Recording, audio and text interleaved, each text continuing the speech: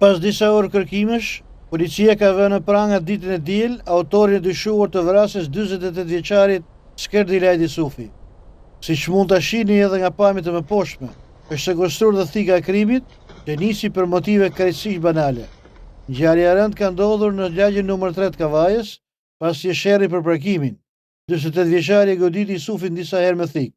Aktin makabër e kreu mu përpara portës së banesës së tij dhe më pas zgjodhi të arratisej.